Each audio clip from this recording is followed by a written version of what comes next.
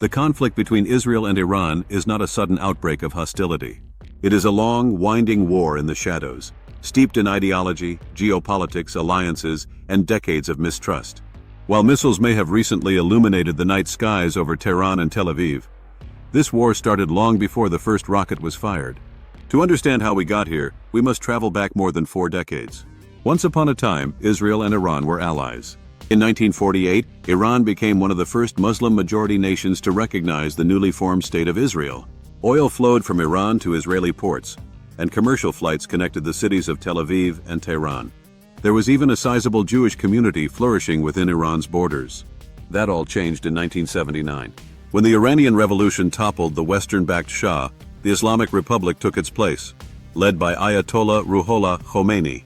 Khomeini branded Israel the Little Satan, while saving the title of the Great Satan for its patron, the United States.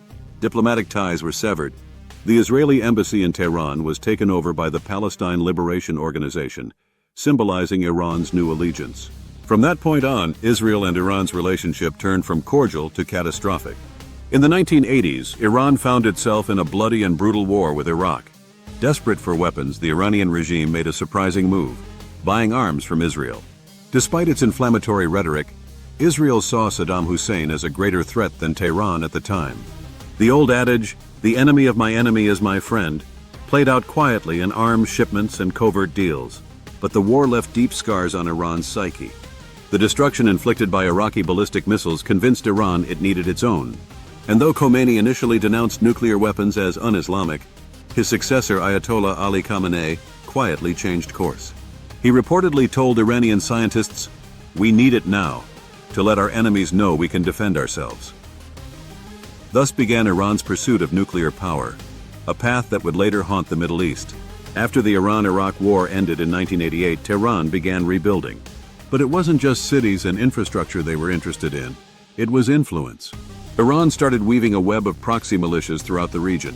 In Lebanon, Iran helped form Hezbollah, a Shiite militant group committed to Israel's destruction. In Gaza, they backed Hamas and Palestinian Islamic Jihad. In Yemen, they supported the Houthis. In Iraq, they propped up Shia militias after Saddam's fall in 2003.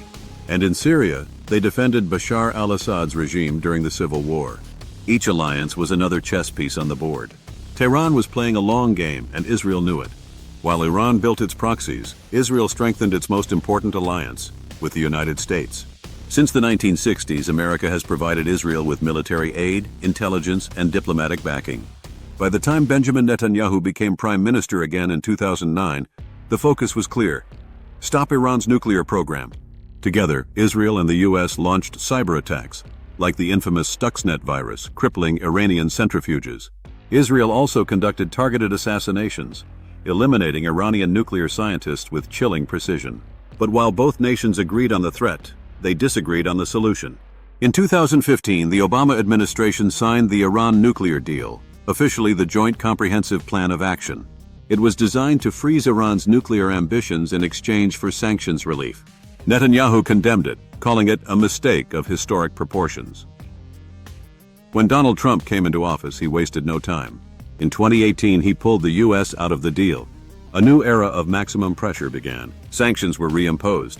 And in 2020, the U.S. assassinated Iran's top general, Qasem Soleimani. Iran in turn ramped up its uranium enrichment. By 2023, UN inspectors found traces enriched to 83.7%, just shy of weapons grade. The nuclear clock was ticking. The deadliest attack on Israeli soil since its founding happened on October 7th, when Hamas launched a coordinated offensive. Thousands were killed. Israel retaliated with ferocity, bombing Gaza, striking southern Lebanon, and dismantling Hezbollah's military capabilities.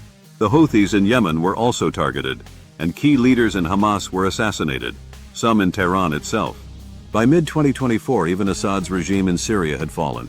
Israel, now with a cleared path, launched direct strikes on Iranian facilities. Scientists and generals were killed.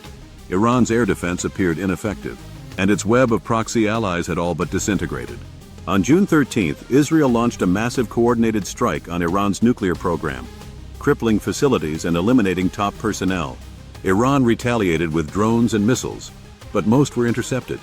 Netanyahu now openly talks of regime change.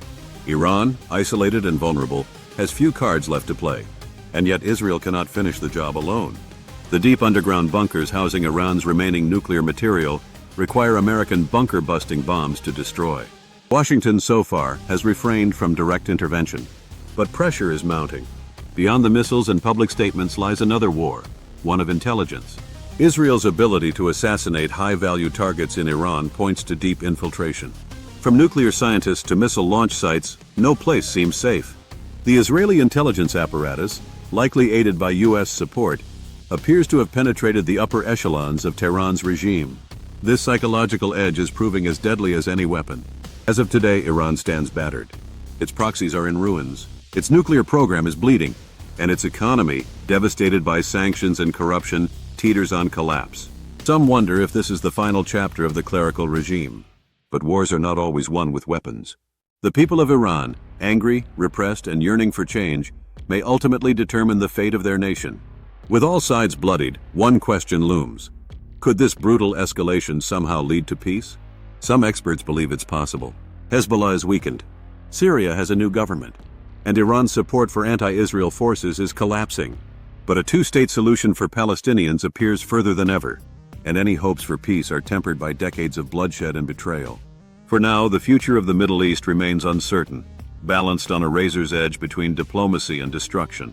One thing is clear, the shadow war between Israel and Iran is no longer in the shadows.